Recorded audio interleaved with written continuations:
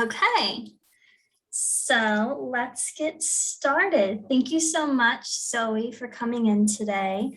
I am Kylie. I use pronouns she, her, and hers. I have been a practitioner at this clinic within this program for about 3 years, and I do specialize in general mental health, well-being, and life transitions. So I'm really happy that you could be here with me today. Thank you so much for coming in. Would you mind saying your name for me too, just so I make sure that I'm saying it right, and giving pronouns if that's something that you feel comfortable doing? Sure. My name is Zoe. Yeah. I use she, her pronouns. Okay. And do you like to just go by Zoe, or do you like to go by Zoe Ye? Zoe is fine. Okay, great. Thank you for that. So let me just give you an idea of what this first intake session will look like, and then we're going to go over confidentiality agreements before we get into anything else. Does that sound good? Yeah. Great. So this is a first intake session, which means it's typically potentially going to be a little more formal than our other sessions. There is a set idea of questions and kind of parameter of questions that I'm to ask in order to get a better idea for why you're here, and also create an action plan and a care plan moving forward. So if you see me looking down at times or maybe not making eye contact with you, it's just because I'm taking some notes. I will try to remain eye contact as much as I can for the sake of relationality, but I just wanted to put out there that might be why, if there's some gaps in that from a gesture standpoint. Does that make sense? Do you have any questions? No, that makes really sense. Okay, great. And then as far as our client consent form, so I emailed you a copy of the form this morning. If you didn't have time to look over it, no worries, it was last minute.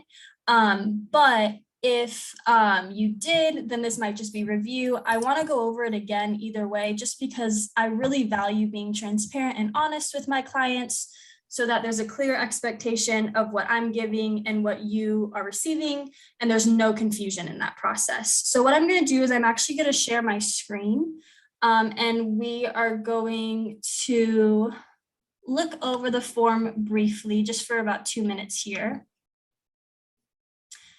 So here's the form. Again, I know you sent me a digital copy of your signature, but this is just to make sure that you understand what all these things mean. So let's take 1 minute to just kind of like look over, 2 if longer, to look over the different components of it silently, and then we'll come back together and you can ask me any questions that you have. Is that okay? Sure. Great.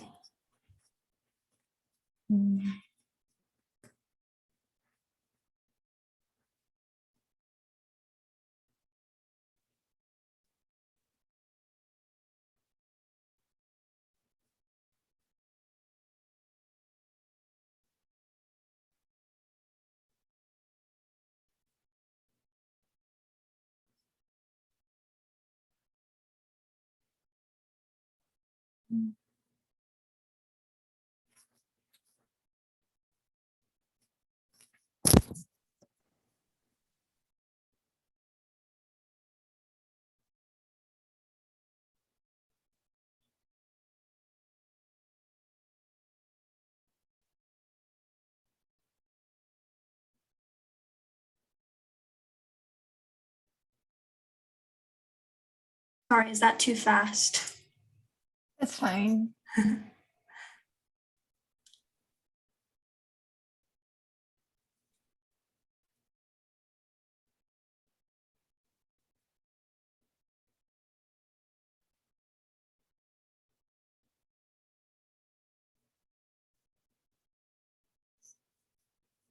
think I'm done.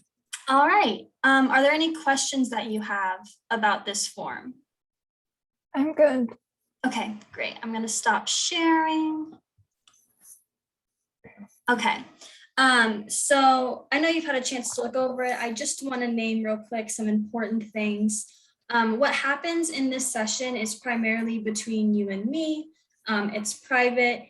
The only times in which I would have to report is if I found out that you might be a harm to yourself or to others, and I needed to take immediate action in order to ensure your safety and the safety of others.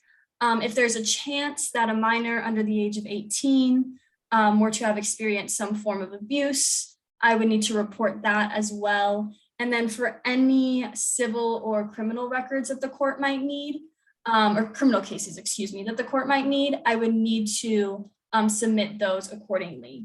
In terms of what we talk about here, again, it is private. I do tend to work with other social workers. So when I am kind of creating a plan for you in terms of care, I might consult with them, but you always have access to what I do say and what I don't say, as well as to my note taking and my records if you want to correct anything. Does that sound good? Yeah. Great. Okay. So if you don't have any questions there, then let's move forward into a little bit of why you're here. So what brings you in today? So as I mentioned in the intake form, this is the first time I've been studying outside the state of California. It's first time for me to be in Michigan. It's a very long distance from home, and I study my bachelor degree in California too, and so it's really close from home. So I could just come back home whenever I needed to or I wanted to. Yeah. But here in Michigan, sometimes I feel lonely. It's just this first semester is just started, and I think I just miss home, I guess. Yeah, that makes a lot of sense. It seems like it's a pretty, like you mentioned, abrupt transition from being close to home in your first undergrad program. If you don't mind me asking, where did you study your undergrad at? I study environmental justice at UC Berkeley. Wow, UC Berkeley. I have family that lives close to there. It's a great school. And what are you studying now at Michigan? I'm studying environmental justice too. Okay, great. Yeah. What within that, do you know yet kind of your career plan there? What you want to do with that degree? I'm not quite sure, but everything like involving environmental justice, I'm interested in like saving wildlife, animals, and also how to like create policies that are more friendly to our earth. And I just think we've been like consuming too much trash every day or food waste, which is just really wasteful and just really unfriendly. And I don't think it's the ideal way of being a human to live. I mean, we are the smartest animal in this planet, but I don't think it's the smartest way to live, like creating so much waste. Of course, it's convenient, but I don't think it's an ideal plan for living like this. Yeah. Yeah, you seem to have a real passion for the work that you're doing, and almost like a really firm and integral belief in humanity that because we are so intelligent, we can indeed have better practices than we've been having regarding the environment. That's very cool. Thank you for sharing that. So you said that you're experiencing some kind of like homesickness. Do you feel like that's an accurate term to use? Yeah, I think Yeah. so. Homesickness, and I guess I'm just like more used to old things. I'm just been living in California for most of my life, and now I'm in a new state, and I guess I just miss everything there, my friends, maybe my family too. Yeah, that makes a lot of sense. And I mean, Michigan and California are two very different places just from a material and aesthetic standpoint. So I can't imagine kind of the layers there. That makes a lot of sense to me. What motivated you about the program specifically to come out to Michigan? So like I could study in UC Berkeley for my graduate degree, but I just felt that I've been staying in California for so long that maybe it's time for me to try new things. And I'm also like kind of sick of staying with my parents for such a long time. Um, yeah, I thought it was a good choice, but after I came here, I just felt um, like there are pros and cons. Like I am really away from them right now. They cannot really control me of what I do, but I just never felt that I am so attached to where I live and everything I'm used to. Um, I guess I'm just a really sensitive person that really needs to cling on some old things that can make me feel more comfortable in accepting new things. Maybe I need maybe a gradual experience in accepting or trying new things, but um, yeah, I don't know. Yeah, so what I'm hearing is it was kind of a abrupt transition to being in California your whole life and then all of a sudden going 1,000 miles away and wanting to do that and wanting to express that independence, but also missing home and how do I hold those two different things in tangent with one another? Would that be accurate, kind of to what you're feeling? Do you think that's right? Yeah, yeah. I Yeah. mean, growing up is kind of hard. Yeah. Yeah, Yeah. it definitely is. It definitely is. And it's a very brave thing to go outside of your regular rhythm and what you've known your entire life to go try something new. It's very brave, and I commend you for that for sure. So you mentioned that you're missing kind of family and friends. Tell me a little bit about your family and your home life growing up. So I'm the only child in my family.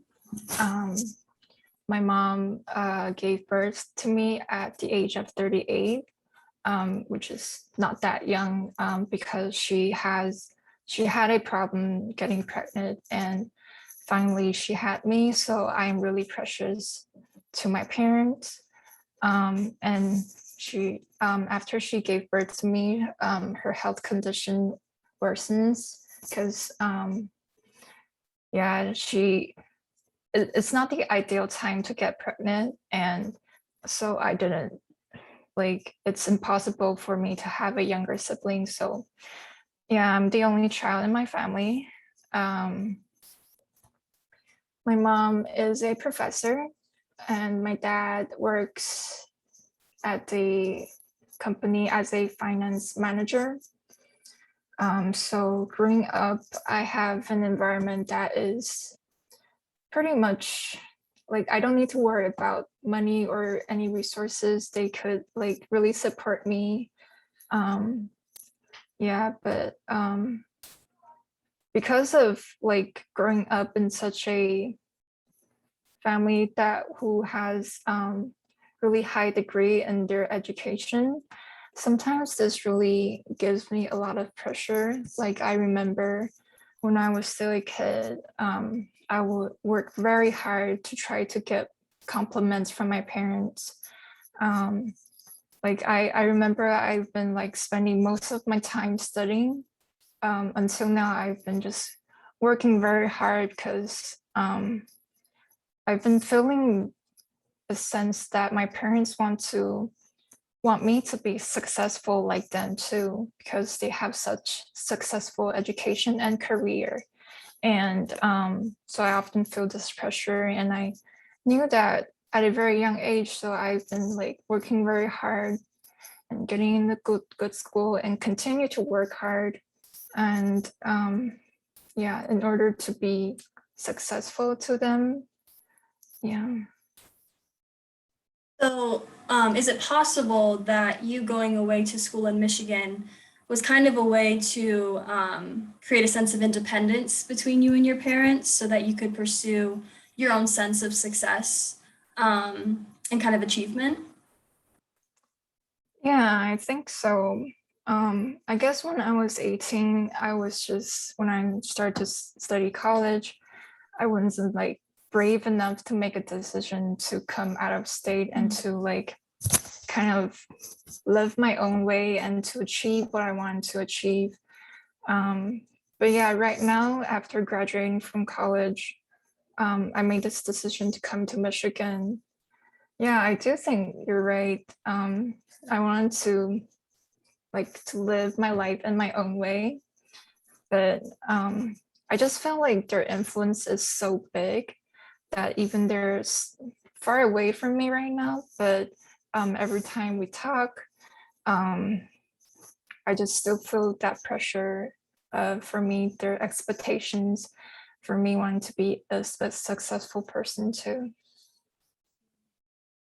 Yeah, so it's like it's important to connect with them being far away, but also there's kind of this sense of pressure whenever you do connect via phone, it sounds like. Yeah. Thank you for sharing that with me. I appreciate it. Um, so you being the only child, what did friendships look like growing up for you? Did you tend to play with yourself? Did you enjoy playing with others? What was that dynamic like? Yeah, because there's no one I could play with at home. So usually I play with my friends, and there's a big generation gap between me and my parents. So of course I talk a lot to my friends, um, like ever since junior high school. I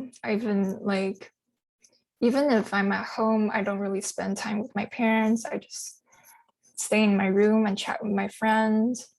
Yeah, I would say friendship is really important to me because without them, like there is something I couldn't talk to my parents, and they're there for me to support me. So yeah, they're really helpful.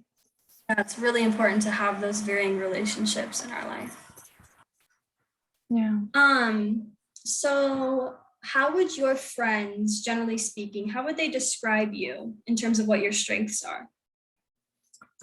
Um, I've never heard them comment on me, but I don't know. Maybe of course I am hardworking. I Mhm. always get good grades. Um, not because of good grades, teachers like me more. Mm. And also I am fun. I guess I'm fun when I'm hanging out with my friends because I don't need to think about schoolwork or anything like that negative things anymore. Mhm. Um, yeah, I guess I'm a pretty different person when I'm with my friends. I'm more outgoing, um, not that introvert anymore. Yeah. So there's this sense of comfort or maybe just different side of you that comes out when you're with friends. Yeah, I That's guess great. I'm more relaxed with them, so maybe another part of me comes out. Yeah, yeah, that's great. And that's necessary, right? We need people in our lives that are going to bring out new and different sides of us. So that's really special. It's Yeah. really special. So tell me a little bit about what some of your friends are doing now and where they are in the world, in the country. So my best friend is Emily. She after she graduated from college, she just goes directly to work. Um, I think she works as an HR assistant in a company in California. I forgot which company it is, but it was near our home, so she didn't need to leave home far away. So she's still in California, and the biggest reason I really want to go back to California is because of her. It feels different, chatting online than meeting her in person. We can do actually fun things together. Um, but yeah. And because of COVID-19, last time when me and my parents talked, um, they say they recommended me not to come back to California this winter break. Um, but as I told you before, I really wanted to go back home and Yeah. just be with the old things, but they talked about a lot of things, why not to come back. They say even people who are vaccinated, they will still get positive results of COVID. And like people who got COVID may experience loss of their memory and other negative effects.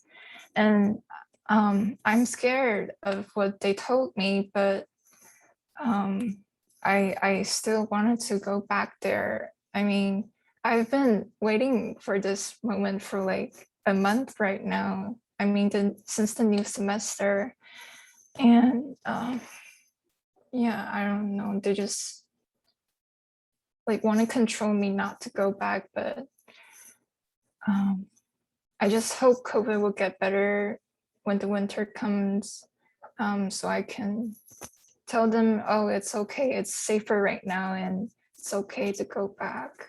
Yeah.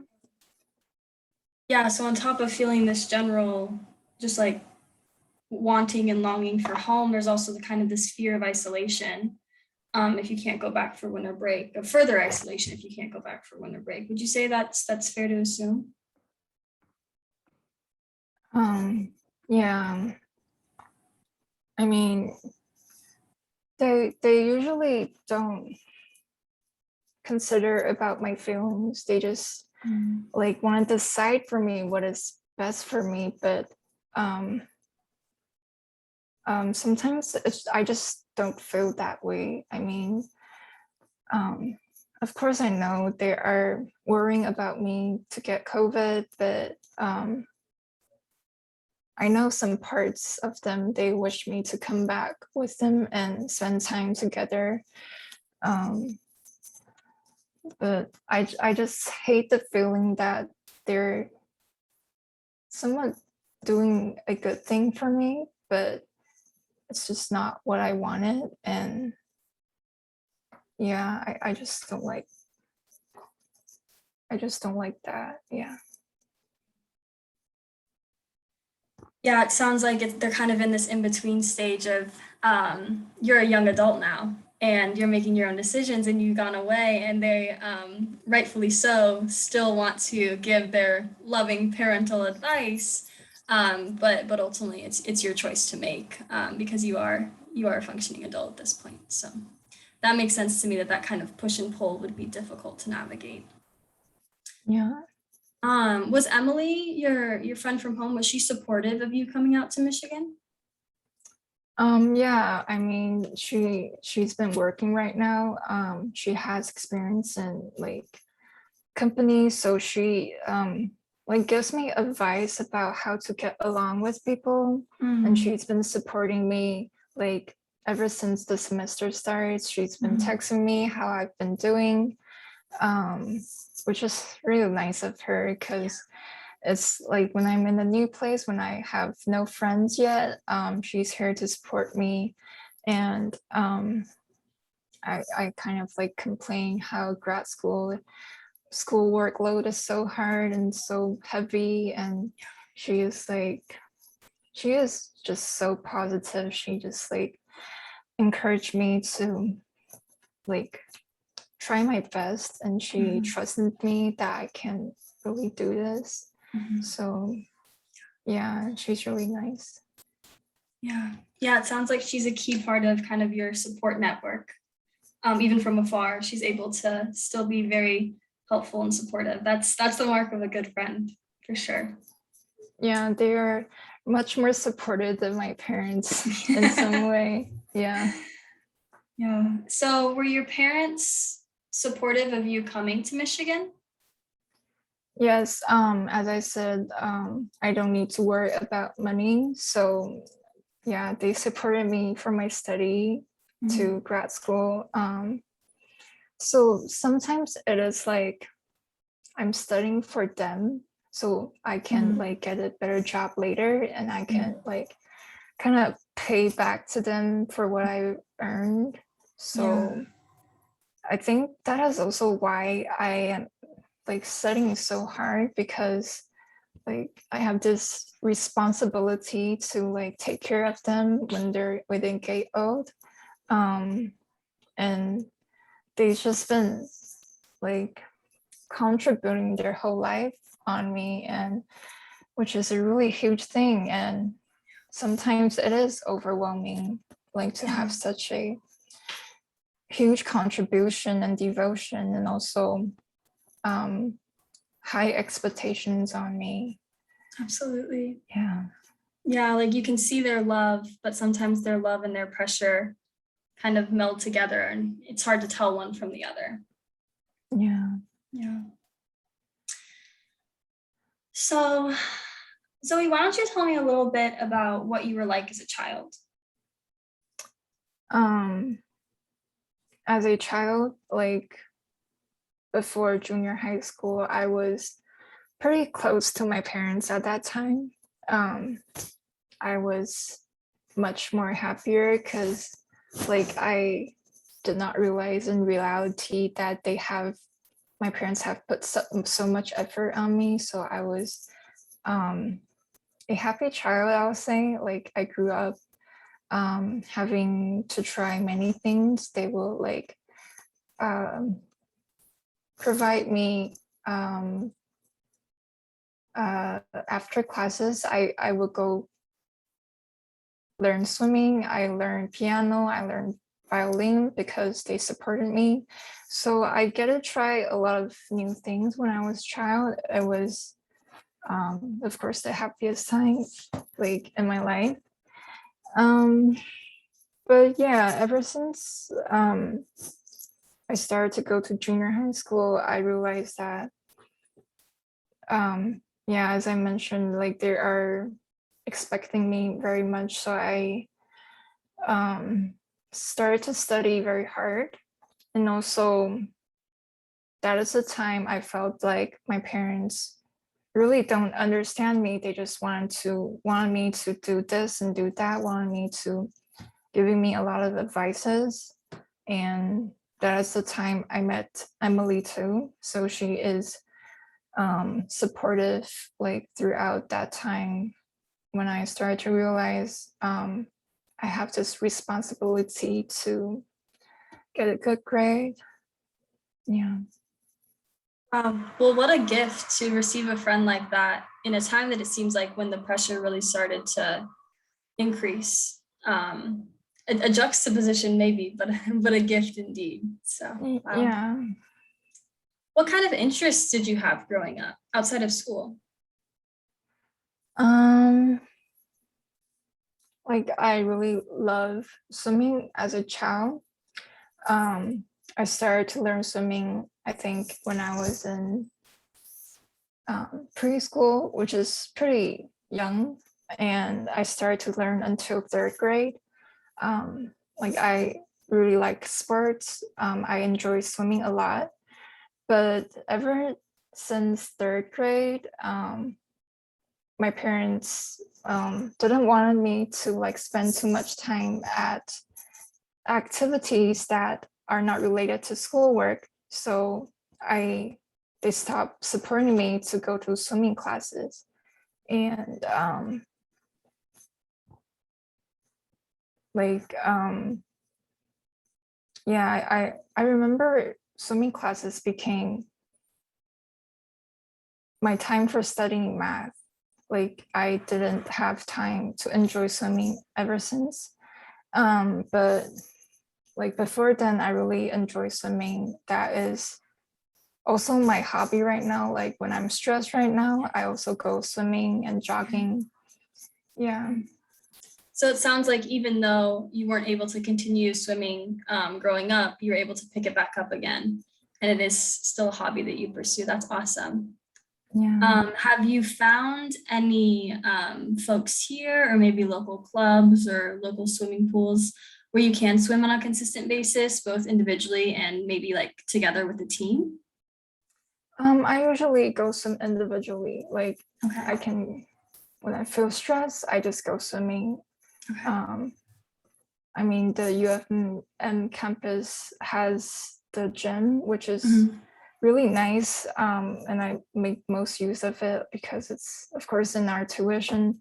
Mhm. Um, but yeah, I do not join a club because when I'm stressed, I more like to be alone. Like that's when my introvert part of myself comes up.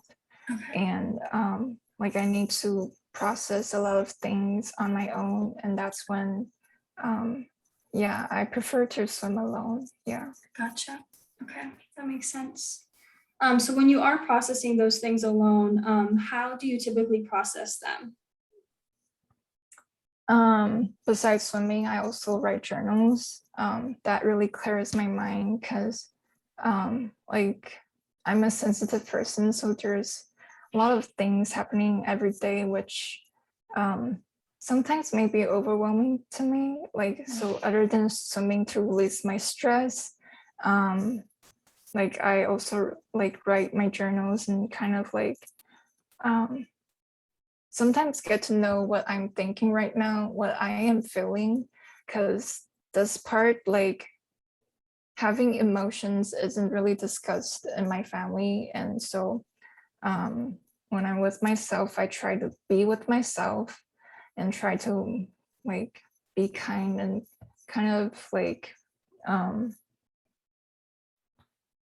conclude what happened today. And it's also kind of a stress relieving way because you're writing down something, and um, although things maybe cannot solve, but it's relief sometimes just to write down some things. Yeah. That sounds like journaling and movement have been primary forms of stress relievers almost too. And those are great forms of kind of coping mechanisms and to relieve stress in times in school settings and in times when things are busy. So that's great. I'm really happy to hear that you're doing that. Would you be interested in learning more ways to kind of cope with a demanding school schedule and stress if our clinic could provide some of those resources? Oh yeah, that would be very Okay, helpful. great. I'll Yeah. write that down for our next Because session. yeah, I mean, although I study college, I think like grad school is still very different. Like Yeah. um I am used to read a lot of things when I'm still in college, but right now I think it's just like really there's a lot of readings for every week for every class, and also the assignments. Sometimes I'm just really stressed out because I wanted to do everything perfectly. I have, yeah, I do have high standards of myself too. It's kind of what my parents passed down to me. Um, but yeah, I am like under stress right now. I mean, um, it's been a month right now since the first semester, and um, I guess I am not really used to grad school right now because there are just some assignments that I've been just like submitted in time, but I didn't really get to finish it perfectly as I wanted it to be. So yeah, it would be helpful if there are more ways to cope with stress for the next session. Yeah. Yeah. Do you feel like your school schedule and the homework and material that's required for you to complete before each class, do you feel like that's manageable? Or is it a bit overwhelming? Um, I will say it is overwhelming right now. Um, uh, like back in college, um, of course I skim most of the materials, but there are some parts that I'm really interested in that I would like to read it word for word. And back in then, I have the time to read that. But right now, because the readings are so much, I I think I do not like learn all the things I want to learn in such a short time. So um, it is really stressful not to like complete. I wanted to complete before class, and I'm like going into class without comprehensive knowledge, and I just feel bad for myself for not like doing all the things, all the readings that I am really interested in. Um, yeah. Yeah, it's as if the pace in which grad school is moving is not conducive for the depth in which you're wanting to learn. Is that fair? Fair to say? Yeah, yeah. When did you become interested in environmental justice specifically? I will say it was in high school. I met a really nice biology teacher. She is the one that inspired me to like study environmental justice. Like she talked about not just like in textbooks, knowledge in textbooks, but also what is happening around in this world. Um, like she always like, I think there was a time that she, um, some students call it force, but I'm just really interested in the materials she provided me, um, about the news, about how like how unfriendly humans are doing to this environment. And I just felt like I can do a change. I just felt like I am interested in this and I wanted to learn more on how to address this issue. So yeah, she is the reason why. Yeah. Amazing how influential teachers can be on our own chosen career paths. That's fantastic. That's great to hear. Yeah. So you mentioned earlier that you tend to feel a bit of stress during the school year when trying to balance the demands of your program with your own personal self-care and health. How often would you say you've experienced stress in the last month? How much? I will say every day. You've experienced some sort of stress at least every day? Yeah. Varying levels or about the same Varying intensity? levels. Okay, Yeah. varying levels of stress. Yeah. You mentioned you like to be alone and you like to journal and swim in order to kind of work that out. Can you tell me a little bit about kind of the thoughts that you're having when you experience stress, or maybe the feelings that you're having? Um, when I'm stressed, I just don't want to talk to anyone. Like I wanted to be in my room, do my Yeah. journal, and also um, I feel very down at that time, and it could last hours, like maybe 2 to 3 hours. And at that time, like I wanted to do my readings and homework, but I just can't because I'm just feeling really depressed. I just don't want to do anything and then just lie in my bed, and I couldn't sleep either. I just don't want to do anything, and I just wish when time goes by I could feel better. Yeah, that sounds really hard. Yeah. Yeah, but that doesn't happen every day. It's just when I feel really stressed. Yeah, like I will want to be alone for like 2 to 3 hours, but usually after I go for a swim, everything will become better. But um, like I think there's each time every week that I will have this kind of really great sorrow and depression that I can't do anything. So it happens at least once a week. Yes. Yeah. And when you get into kind of this depressive state, do you ever experience suicidal thoughts or suicidal ideation?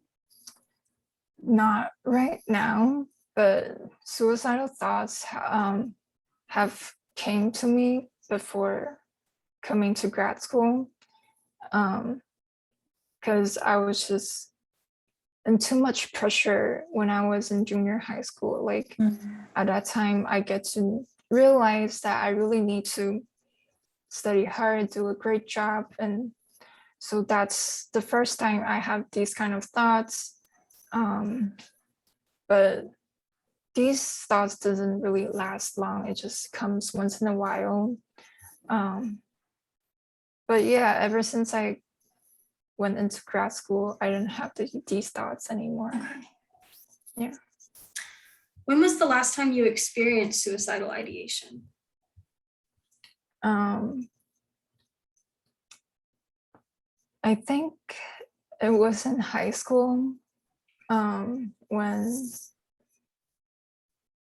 is it like the year I'm preparing for SAT, for the big examination. I was just too afraid I will mess it up. I was really under great pressure back then, and yeah, I just don't have the confidence I can do this well. And yeah, I think that's the last time. That must have been really scary. I'm sorry to hear that. Yeah, but I think growing up, I have more resilience within myself, but it's just sometimes pressure is still there, and pressure just keeps getting more and more. And I am finding a way to cope with that. But sometimes swimming just doesn't really work, or writing journals just doesn't really work. It just, the pressure is still there, and I don't know, like sometimes I just can't figure it out. Yeah. It's beyond anything that maybe you can control or do about it. Yeah. I think it's just even though I'm in Michigan right now, like the pressure from my parents are just getting more and more. Like after I attend in such a, I don't know, after I like got into Michigan, of course they're happy of me, but they want more of me too. Like they want, like they said I should like consider studying a doctoral degree, which, I mean, studying grad school is already hard, like, but they want me to study more. And yeah, every time they brought up this, it just makes me feel anxious. Because I didn't tell them like I'm having a hard time right now, because I mean there's smart people, like they, of course they figure it out themselves, and I should do it the same way too. Yeah. Yeah, that's really difficult. So you've got this kind of anxiety stemming from your parents' expectations of you, and then this existing feeling of just not being good enough. Yeah, I think you're right. Like I'm never good enough for them. They keep asking more from me, and I'm really tired of this relationship. Like there is no, sometimes I question if they really love me, because they just keep asking me more, like what I should do, but they do not consider my feelings. Like they do not know how hard is it for me to study grad school right now, and they're asking for more. And I don't know, I wish my relationship with them could be better, so that they can become a support for me, but it isn't right now. Yeah, sorry, Zoe. My video has like frozen. Can you still hear me? Yes, I can. I'm so sorry about the timing of this. My Wi-Fi seems to be a little slow right now. So if you can still hear me, let's continue to carry on with our conversation. But I just wanted to be sure that you were still able to at least communicate with me. Sorry about this.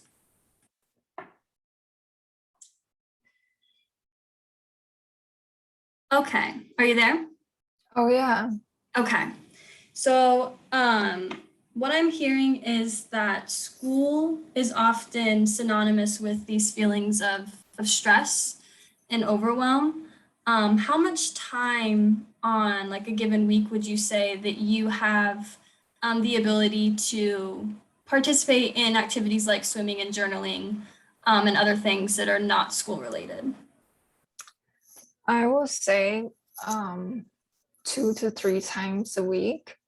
I try to like manage my time well, not to like focus all of my time on schoolwork. I know like studying for a long time doesn't keep me efficient. Yeah. So like I try to like go swimming at least 2 times a week. Like that helps me relieve stress so I could like get back to work more efficiently. Yeah. Mm. Yeah, that's a good rhythm to have. That's a really good rhythm to have. Do you have any really strong sense of friendships, or maybe partnerships or romantic relationships here in Ann Arbor? Right now I'm living with my roommate. Her name is Seeing. But it's just the first month we've been living together. So she is nice. She is supported through my grad school too, but other than that, there is no romantic relationship right now. And I did make some friends at school, but I just I just like Emily, talking to Emily more. Yeah, Um, yeah. yeah. Well, that makes sense. I mean, she's a friend that you've had since middle school, and it takes time, especially as we get older. It takes time to build new friendships. So we can't expect those things to happen right away. That makes a lot of sense to me. Yeah, I did try to like um go to attend other activities at school, but um yeah, I did make some friends, but they're just not really that supportive right now. They're just a way that I can like stop thinking about schoolwork and to like enjoy my school life here in Michigan, but um they're are just a friend for me right now, not a really supportive relationship. Yeah. Yeah, yeah. Okay. So in terms of drinking and alcohol use, how many drinks per week would you say you have? I hate to drink. I don't drink at all. And how often, if any, or if at all, do you use drug-related substances for recreational purposes? I don't use any either. Okay. Okay.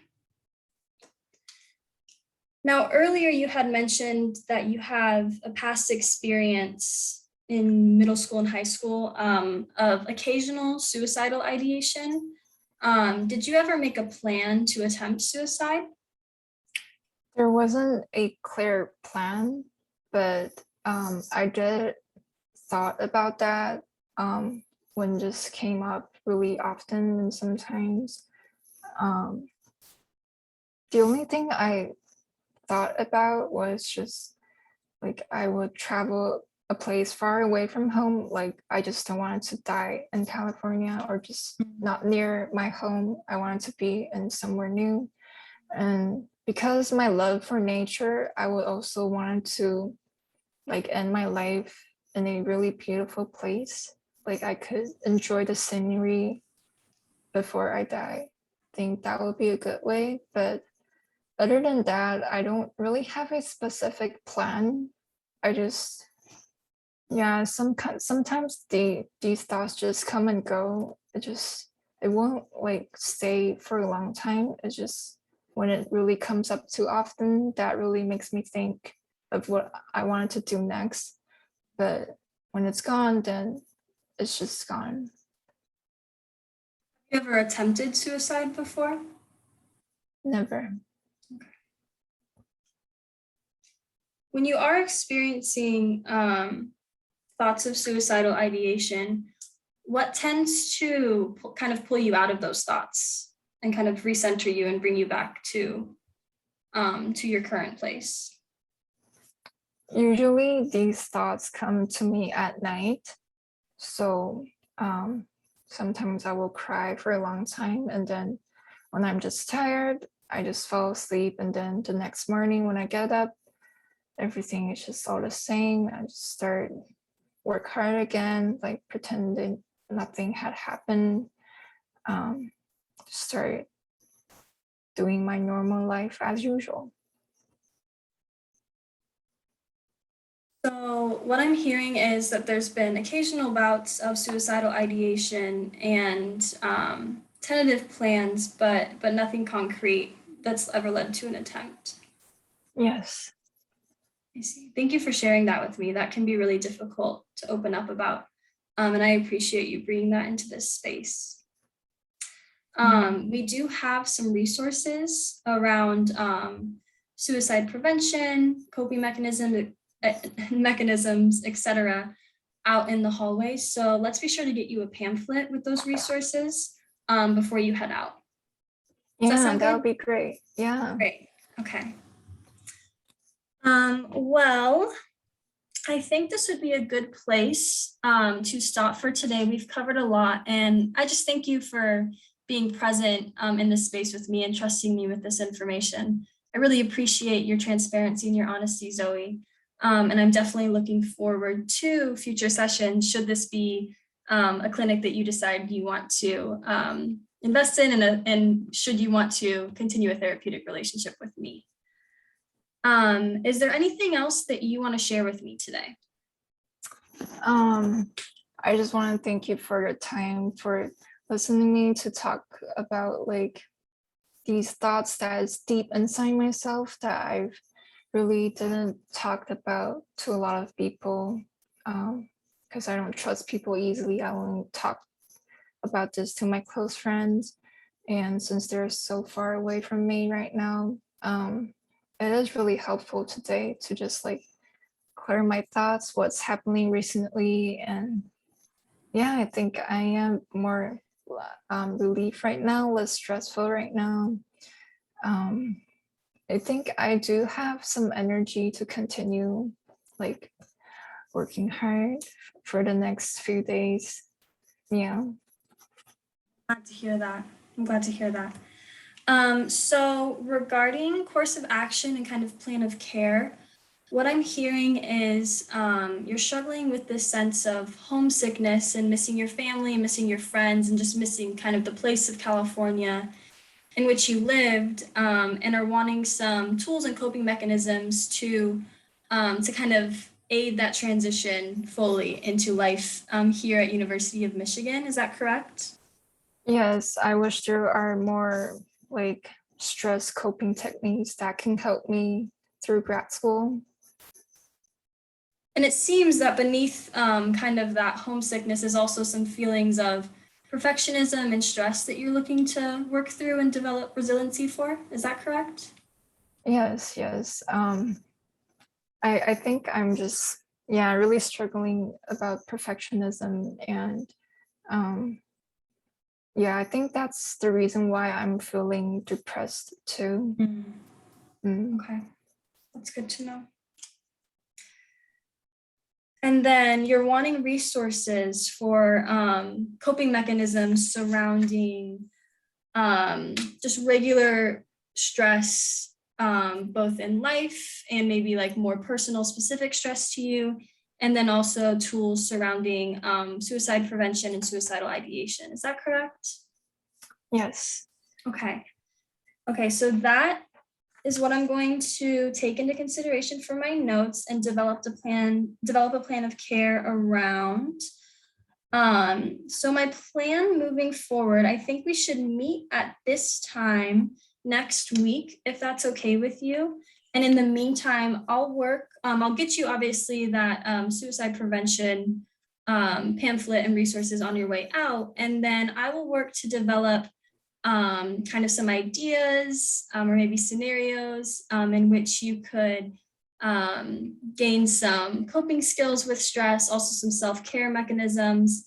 You already have a great toolbox with swimming and journaling and knowing when those feelings creep up. And we're just looking to add to that toolbox, right? So I'm going to develop and work with some colleagues to create some ideas on how we can just strengthen the skills that you already have within you, within your work ethic, your ability to have fun, and your ability to perform well in school and your intelligence. So that's my plan for the next week and kind of moving forward after that. Does that sound like that's aligning with your own goals for therapy? Yeah, that sounds good. Great. Okay. Well, Zoe, thank you again so much for meeting with me. I appreciate it, and I look forward to seeing you next week. Thank you. See you.